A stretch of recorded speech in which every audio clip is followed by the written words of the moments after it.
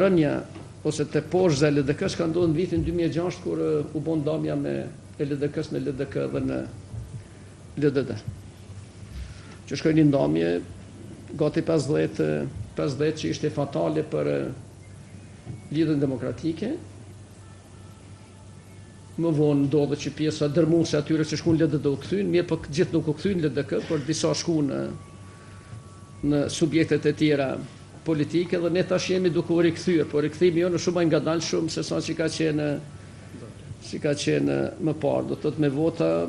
praktikisht jemi duke u rikthyer, jemi duke rrit votën, kemi kriju kohezion të brendshëm, edhe mund të them që është një kohezion shumë i fortë, pa marrë parasysh se çfarë thuhet media, që thuhet media flet për cilësinë e LDK-s, se LDK është një parti që ka marrëdhënie të brendshme demokratike,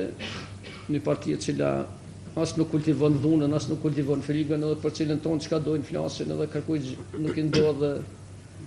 nuk i ndodh asgjë. Mirë po, do thotë në këto trende ne tani vlerësojmë se jemi shumë mirë, nuk është fakti që ne s'kemi hapësirat që t'jemi edhe më mirë, pikpamje të organizimit. Ajo çfarë deve në nevojit kohezioni gjeneratave. Edhe në Kosovë, LDK-ja është munduar ta mbajë atë, është ngushtuar pak me tregun, sepse ka hyrë një herë PDK-ja,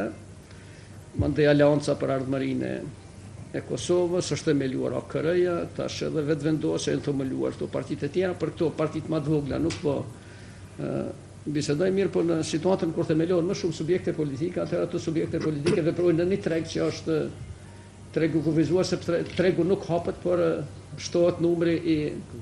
i konkurrentëve në treg. Dhe në këtë konkurrencë, natyrisht LDK-ja është dashur të profilizohet, pastaj prej një lëvizje gjithë popullore për liri, pavarësi dhe demokraci,